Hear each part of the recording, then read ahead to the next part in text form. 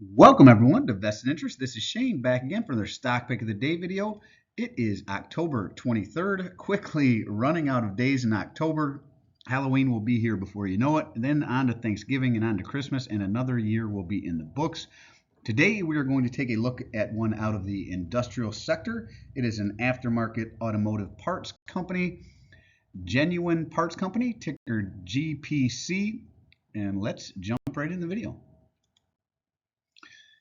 If you want to know more about this company, check them out at www.genpt.com. That's www.genpt.com. That is their homepage where I pulled this information from. We are GPC. In 1928, Carlisle Fraser founded GPC with the purchase of Motor Parts Depot in Atlanta, Georgia for $40,000. He then renamed the parts store Genuine Parts Company. The original GPC store had annual sales of $75,000 and had only 6 employees. In relationship with Napa, GPC grew its automotive business to become the largest automotive aftermarket network across the globe.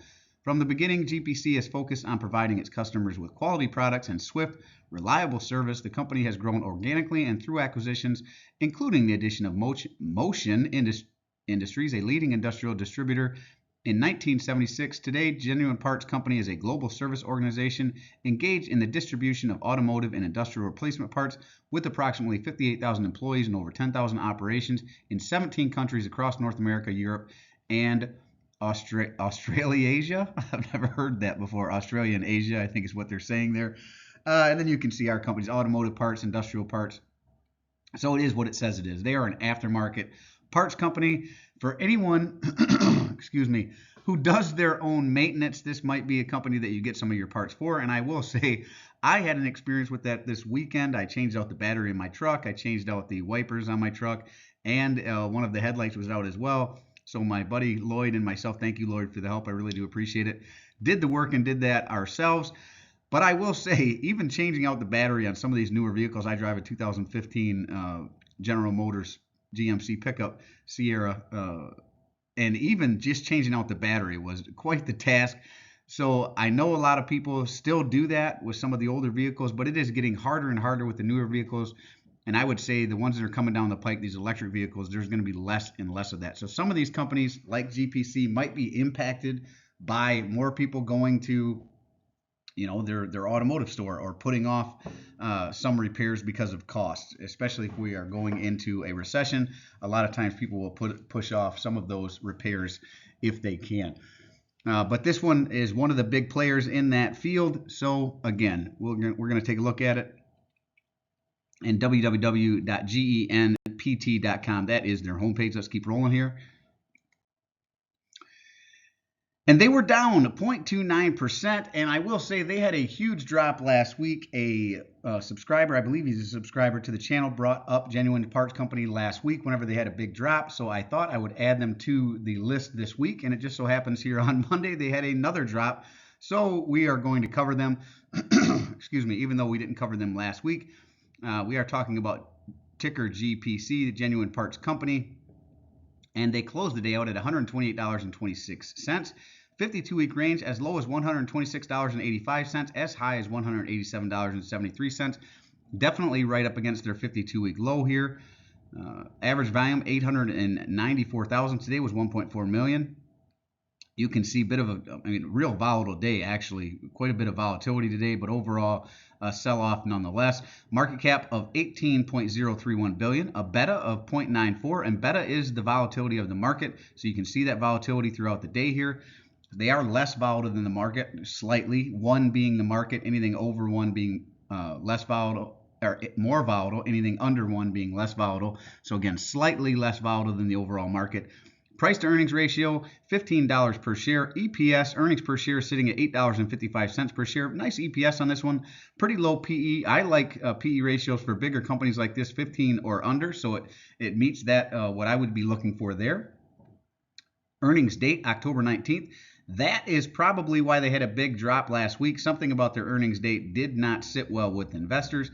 Forward dividend is $3.80 paid out in the year. They are quarterly payers, so divide by 4. You'll see that here in a little bit. And nice dividend yield on this one, 2.95%.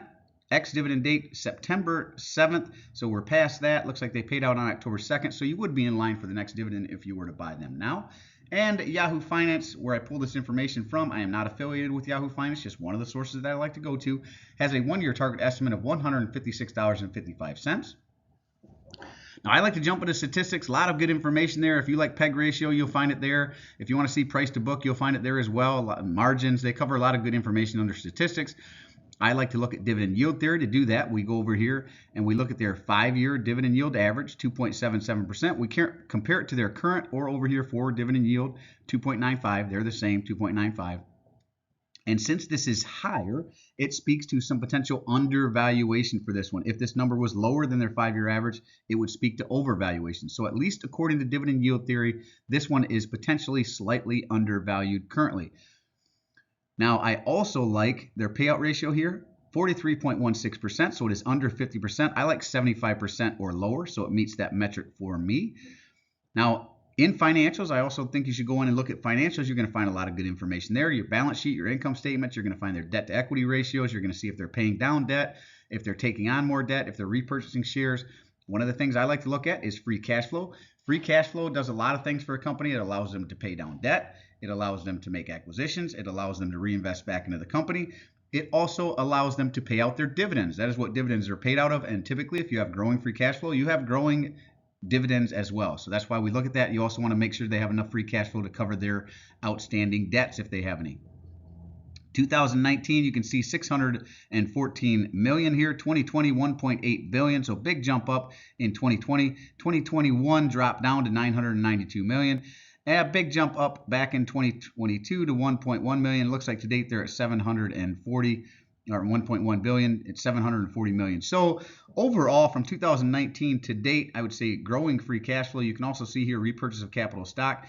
It looks like they're consistently growing their repurchase of capital stocks as well, or repurchasing their own stock as well. And you can see here in 2020 and 2021, part of this drop in it doesn't account for all of it, but part of that drop in free cash flow can be accounted for in the repurchase of capital stock. They did have a big tranche of repurchase of capital stock. Same thing with 2022, a pretty big repurchase there. So even though they were down from 2020, you can see that repurchase of shares overall. Now let's keep rolling here. Now, another source that I like to go to is stockanalysis.com. I don't care what 2 sources you pick. Just make sure you're picking more than one. You can even look at 2 or 3 sources. Just make sure you're picking more than one so you can check the information that you're getting is accurate and you can make sure that it is up to date. The other one that I like is stockanalysis.com, and they have 8 stock analysts that have taken a look at this. They call it a consensus buy. They have a low estimate of $68 per share. Wow, that's a huge drop. Low estimate of $68 per share, which would be a 46.98% decrease from where it currently sits. They have an average estimate of $156, which would be a 21.63% increase from where it currently sits. And they have a high estimate of $195, which would be a 52.03% increase from where it currently sits. All the while, you can collect that just below 3% dividend yield if you were to buy them today. That is a huge spread, though. $68 to $195. Well, huge spread. I don't think I've seen a spread quite that big on any of the companies we looked at, but that is a huge spread there. Now, I also like to go into statistics here. It gives you the same information you're going to find from Yahoo Finance, just presents it in a little different way. I like to look at return on equity and return on invested capital and see how a company is doing on reinvesting the money into itself. And that's through acquisitions, that's through improvements in the business, paying down debt, that sort of thing. But return on equity, I'm looking for 10% or better for both return on equity and return on invested capital. Return on equity, ROE, is sitting at 31.30%. Again, much higher than the 10% I'm looking for, really smashes that number. Return on invested capital sitting at 14.99%. Again, above the 10% I'm looking for. So very good numbers overall here so far for this company. Now, I also like to look at earnings per share forecasted growth over the next 5 years. I like 5% or better. This is sitting at 9.95%. So they see the EPS continuing to grow at a very, very healthy clip here. And just for a kicker, I throw in revenue growth forecast. They see a 4.66% increase over the next 5 years as well. So again, very good numbers overall for Genuine Parts Company. Might be one to throw on the watch list. I have not done a discounted cash flow analysis on this one. It is right up against the 52-week low, so might be one worth taking a look at. Let's look at the dividend payout. Again, a quarterly payer, they pay out on the January, April, July, October timeframe. I do like that. Very nice. Not a lot of companies pay out in January, April, July, and October. So good to see. They have decent dividend growth at 7%. That's actually pretty good percent. High, low single digits is good. It's obviously single digits would be better. But 7% dividend growth, that keeps up with and beats inflation most years. I know we have elevated inflation, though it's come down back down into the 3% range right now. Still not the 2% they're looking for, but I like dividend growth, above 5% to keep up with inflation. But, any dividend growth is better than none. And again, as we saw, low payout ratio, 42.94%, under 50%. Very nice overall numbers on this company. September 3rd, 2020, they were paying 79 cents. March 21st, or March 4th, 2021, they were paying 81 cents and some change. Raised it up again, it looks like March 3rd, 2022, 89 cents and some change. And then again, March 2nd, 2023, 95 cents even. I would suggest, or I would anticipate, you have to forgive me, I'm working a lot of long hours, so I would anticipate that they are going to raise that dividend up again in March of 2024 to keep in line with this continuing dividend growth payout. So very good numbers on this one overall. Let me know what you think of Genuine Parts Company down in the comment section. Is it one you're watching? Is it one you're buying? Is it one you're avoiding altogether? People are still driving cars there, so they're going to need parts regardless of whether they do it themselves or whether they pay someone to do it for them.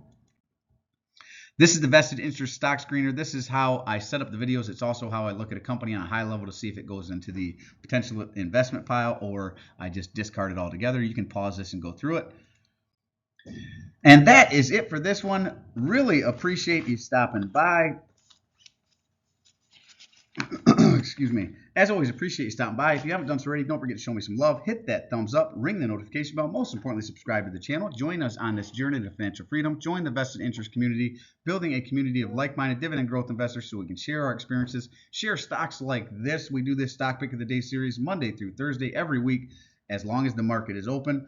So if you have not done so, hit that subscribe button, hit that notification bell so you're notified whenever we put out any new content. Drop a comment down below, hit that thumbs up. All of those things really help out a smaller YouTube channel like me grow and get the word out. Dividend investing is the name of the game, the name of our game here on the Vested Interest community. I do personally read and respond to the comments. I'm always interested to read your questions, opinions, or suggestions for future topics. So if you have a company like this one was suggested by one of the viewers of the channel, if you have a company you'd like me to cover in the Stock Pick of the Day series, go ahead and drop it down below and I'll work it into the rotation. And this is Shane signing off, wishing peace and prosperity to you and yours. And remember, financial security comes to those who take a vested interest. Hey, thanks for stopping by and we'll see you in the next one. I'm not a financial advisor. Nothing in this presentation should be considered financial advice. I'm only sharing my opinion and investing journey for educational and entertainment purposes. Investing involves risk and money, so never invest any amount not comfortable losing. Always do your own research. Invest based on your situation, circumstances, and select criteria, or seek the advice of counsel of a certified financial advisor.